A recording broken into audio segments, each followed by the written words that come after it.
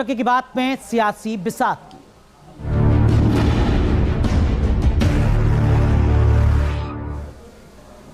तो देखिए, महाराष्ट्र में जो सियासी ड्रामा है, सियासी घमासान है, वो लगातार जारी है। लेकिन इन सब के बीच अब तक एक सवाल हर किसी के जहन में था, वो ये कि एनसीपी में इस फूट के बाद, दरार के बाद, एनसीपी अब असल में किसकी है? अजीत पवार की या चाचा और संस्थापक शरद पवार की? आज जिस तरीके की तस्वीरें आई, उसके बाद इस सवाल का जवाब हर किसी को मिल गया है। ये रिपोर्ट देखिए। महाराष्ट्र का बुलंद आवाज, देश का नेता कैसा हो, अजीत दादा संघर्ष करो।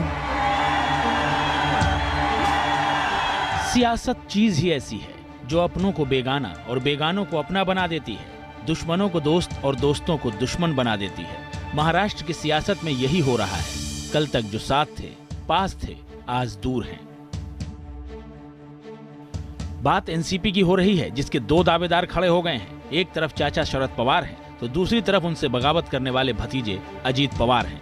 अजीत पवार का दावा है कि पार्टी उनके साथ है, तो चाचा शरद कह रहे हैं असली एनसीपी उनके साथ है।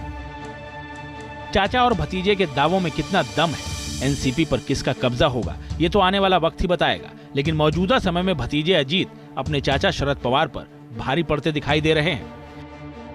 अजीत पवार और शरद पवार ने महाराष्ट्र में शक्ति प्रदर्शन किया और इस प्रदर्शन में अजीत पवार शरद के मुकाबले मजबूत स्थिति में नजर आए। अजीत पवार ने बांद्रा के भुजबल नॉलेज सिटी में समर्थक विधायकों की बैठक बुलाई, तो शरद पवार ने नरीमन पॉइंट स्थित यशवंतराव चौहान प्रतिष्ठान में अपने समर्थक विधायकों की बैठक बुलाई। भतीजे अजीत पवार की बैठक में भी एनसीपी विधायक पहुंचे और चाचा शरद पवार के प्रति भी विधायकों ने आस्था दिखाई। लेकिन नंबर गेम में भतीजा चाचा पर 20 साबित हुआ। सूत्रों के मुताबिक मौजूदा विधानसभा में एनसीपी के 53 विधायक हैं। इनमें से अजीत पवार की बैठक में 35 विधायक शामिल हुए, जबकि शरद पवार की बैठक में 17 विधायक पहुंचे। अजीत पवार की बैठक में 5 एमएलसी पहुंचे, शरद पवार की बैठक में 3 एमएलसी शामिल हुए। अजीत पवार की बैठक में कितने सांसद पहुंचे ये तो साफ नहीं हो सका, लेकिन शरद पवार की बैठक में 5 सांसद मौजूद रहे। दलबदल कानून से बचने के लिए अजीत पवार को 2/3 विधायकों का समर्थन चाहिए, यानी उन्हें कम से कम 36 विधायकों की जरूरत है। सूत्रों के मुताबिक 35 विधायक अजीत पवार की बैठक में मौजूद थे, यानी जरूरत से महज 1 कम। यानी पार्टी पर अजीत का दावा मजबूत नजर आ रहा है। कितने आमदार? अरे चलो रे सर, किती आमदार? 50 50 इस संख्या बल से उत्साहित भतीजे ने चाचा को अब आराम करने की नसीहत दे डाली है। आशीर्वाद द्या ना, चुकलं तर सांगा ना, अजित तुझं हे चुकलं।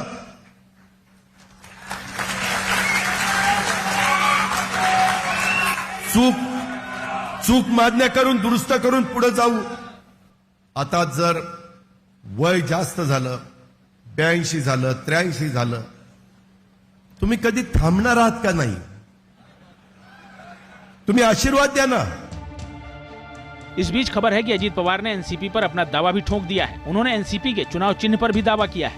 चुनाव आयोग को इस संबंध में अजीत पवार की एक चिट्ठी भी मिली है। वहीं शरद पवार ने कहा है कि कार्यकर्ता परेशान ना हो, वो पार्टी के चुनाव चिन्ह किसी को छीनने नहीं देंगे। आता हे कसं म्हणता येईल, उद्या कुणी उठलं आणि मी काँग्रेस पक्ष सांगायला गेलं, मी शिवसेना आहे सांगायला गेलं, मी भाजप आहे सांगायला गेलं, याला काही अर्थ आहे?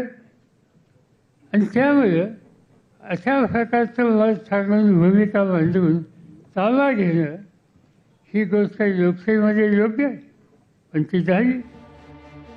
संख्या बल से अजीत खेमा उत्साहित है, लेकिन पार्टी पर किसका अधिकार होगा, इसका फैसला चुनाव आयोग करता है। चुनाव आयोग की प्रक्रिया के मुताबिक अगर किसी राजनीतिक दल में टूट होती है तो उस गुट को असली पार्टी की मान्यता मिलती है, जिसके पास 2/3 सदस्य हो। लेकिन पार्टी में हुई टूट वर्टिकल होनी चाहिए, यानी विधायकों, सांसदों और कार्यकर्ताओं में भी खेमा बन जाए। ऐसे में चुनाव आयोग बड़े गुट को मान्यता दे सकता है। लोकतंत्र में मेजॉरिटी का, बहुमत का बहुत महत्व है। तो बहुमत जिसके साथ होगा उसके पक्ष में निर्णय की अपेक्षा की जा सकती। मुंबई में हुई बैठक के बाद अजीत अपने समर्थक विधायकों को होटल ले गए हैं।